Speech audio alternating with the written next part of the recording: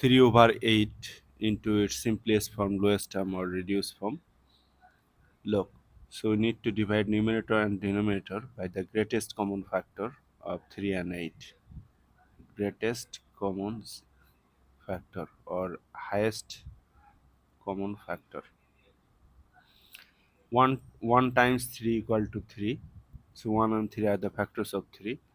Then 1 times 8 equal to 8. So 1 and 8 are the factors of 8. 2 times 4 equal to 8. So 2 and 4 are the factors of 8.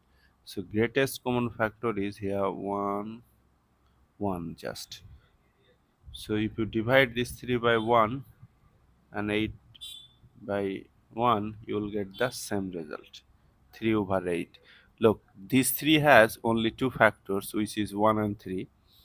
So if you get this 3 is a prime number as it has two factors, 1 and the digit itself. If you get a prime number either in numerator or denominator, you have to think that there is only one common factor between 3 and 8, which is 1. So if you divide that to numerator, if you divide numerator and denominator by that 1, you will get the same thing. So this is the lowest term or simplest form.